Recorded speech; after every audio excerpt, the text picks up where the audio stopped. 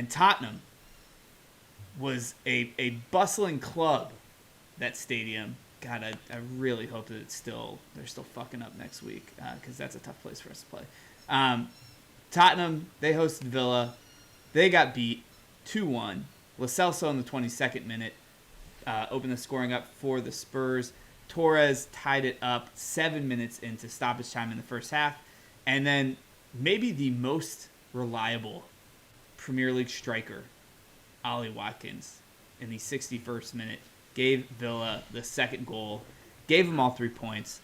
Michael, you're talking about Unai Emery. He's the third best coach in the league. I think that we're all in agreement here that this Villa team might Champions League? Question mark? Listen, if they can clean up the away form, which they, obviously it was away to against Spurs, and again, it was a shadow of what the Spurs team usually is, with all due respect. They have, I think, first half to second half, Unai is second or third best coach in the Prem. I think he gets his team set up. I think he has so many different options, so many different types of players. I think McGinn is an example of somebody like, I would say not exactly the same way, but he's like Genie Wijnaldum for us. I think you don't know how good he is, and other teams' fans don't know how good he is, but I think those fans completely understand that he's like an engine. He is running all over the field. He's doing all types of shit. And then Ollie Watkins, 7 goals, 5 assists. I just think he is always in the best positions. He's always making the runs. He is strong. He can finish. I really like him. Maybe not like completely output-wise, but I think he's an awesome player. And again, you got to take advantage of what's in front of you. And when the back line for Spurs is Udogie, Davies, Royale, and Porro, literally like 4 wing backs. Maybe Davies you could say is a center back, sort of. You gotta. This is a game that kind of had to win based on that lineup, and it's one that I always say, like, I'm kind of pissed that we pick our games so far in ahead, but betting wise, it would have been one that I would have been all over for Villa, because I just think they're gonna torture them. Yeah. Before I pass it to a Tucker, not the lineup that strikes as much fear when you got Brian Gill and.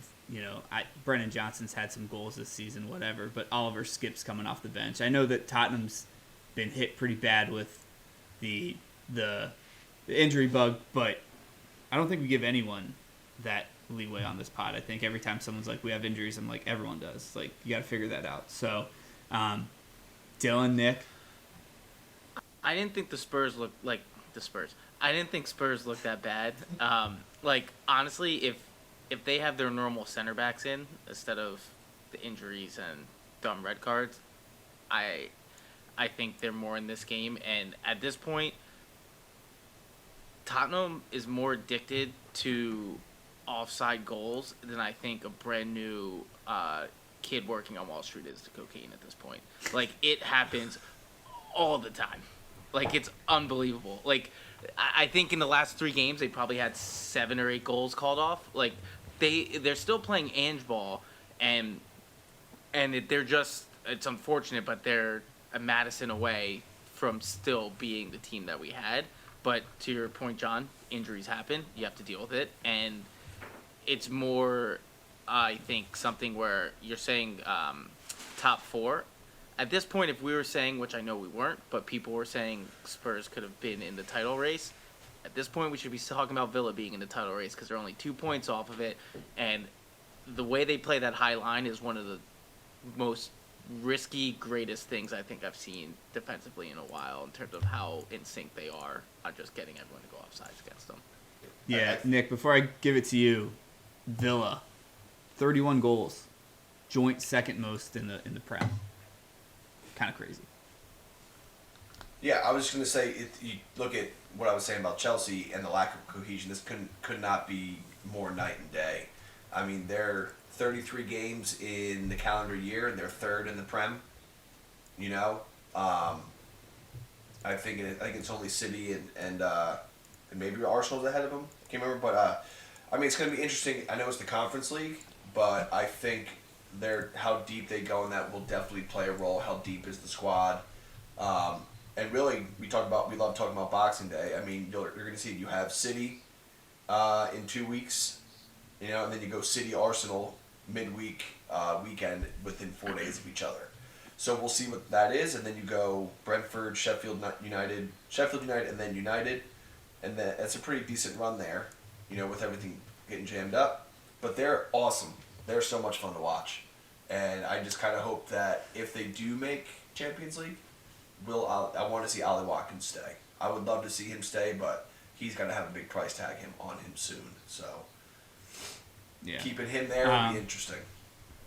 I like this team. I'm afraid to play this team. I know that game's coming up, but they look great. They look good.